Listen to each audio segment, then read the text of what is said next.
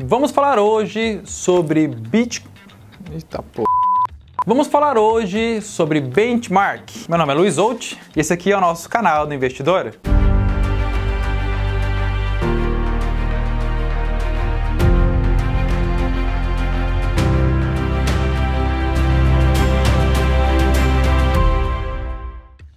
Olá pessoal, seja muito bem-vindo, você que já nos acompanha. Para você que está aqui pela primeira vez, também seja muito bem-vindo. Se você ainda não é inscrito, não deixe de se inscrever, que a sua inscrição é importantíssima para a gente continuar crescendo cada vez mais, legal? Também não deixe de acessar aqui os links abaixo do vídeo. Temos o nosso site de conteúdo gratuito e educacional sobre o mercado financeiro para você. É o Lead Educacional, Lead com D mudo. Temos aqui o e-mail do atendimento@luizout.com. Nós temos uma equipe preparadíssima para tirar as suas dúvidas referente ao mercado financeiro. E também temos a nossa mídia social. Pode encaminhar a sua mensagem, manda o seu e-mail que a gente está aqui à disposição para bater um papo interessante sobre o mercado. O que é o assunto de hoje, Luiz? Vamos falar do quê? Nós sempre falamos de assuntos relativos ao mercado financeiro, renda fixa, fundos, renda variável. Do que você vai falar hoje? Hoje eu vou falar de um tema ou de um detalhe que abrange todos os tipos de investimento, desde renda fixa, fundos, renda variável, que é o benchmark, né? O benchmark nada mais é que essa palavra em inglês. Olha a tradução dela ao pé da letra aqui, ó. O benchmark, pessoal, para quem trabalha com investimentos, para nós, né, para vocês investidores, nada mais é que um ponto de referência. De maneira bem resumida, fácil para você entender, sem complicar demais, é um ponto de referência.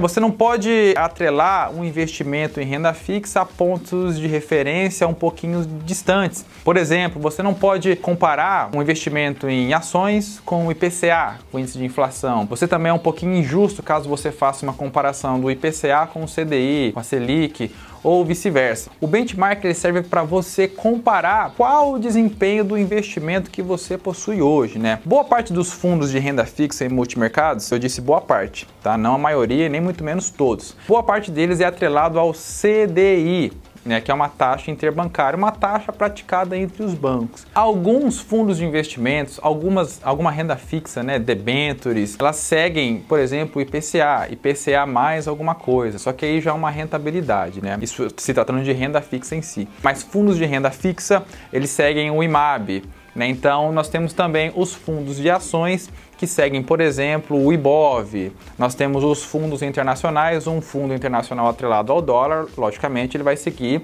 o desempenho do dólar. E temos fundos internacionais atrelados, por exemplo, ao Dow Jones, ao S&P 500, que vão seguir aqui, Tá difícil aqui hoje, hein?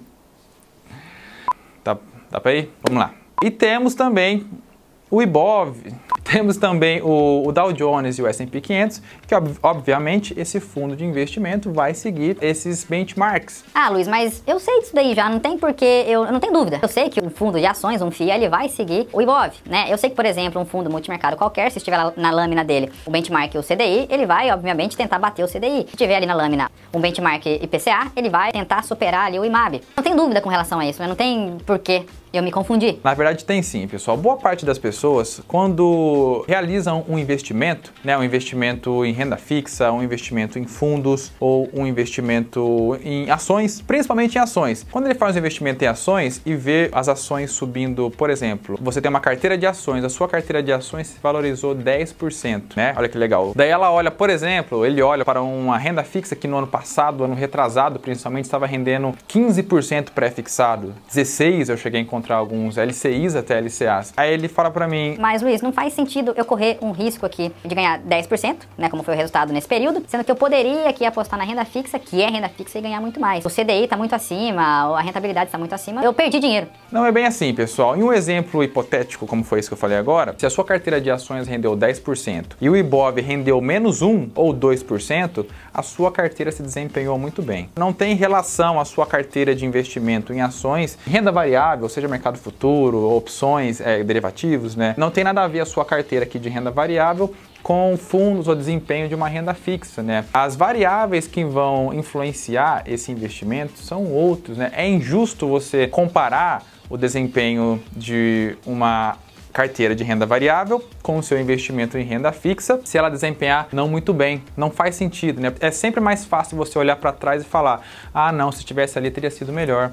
né? Mas o contrário também é verdade. Algumas vezes você aplicou em uma renda fixa, né? Por exemplo, quem aplicou em 2016 conseguiu ótimas taxas, mas no ano de 2017 teve fundos de investimento que fecharam com rentabilidade de mais de 70%, né? O Ibov também subindo ali com altas incríveis, né? Sofreu muitas oscilações, mas fechou no positivo, muito acima de alguns investimentos em renda fixa. E aí? Você fala, ah, nossa, perdi dinheiro, deixei de investir em ações, agora os fundos, as ações subiram X%, muito mais que o CDI, e o meu investimento atrelado ao CDI rendeu pouco. Você não pode realizar esse tipo de comparativo, porque ele não é o ponto de referência que eu falei. O benchmark ele é onde você vai ali acompanhar e verificar se o seu investimento está seguindo o benchmark dele. Se você está em um investimento atrelado ao CDI, o CDB geralmente ele segue uma linha assim, bem ascendente, simples, sem muita volatilidade, né? Se você verificou o que está acontecendo, mas o seu fundo atrelado ao CDI está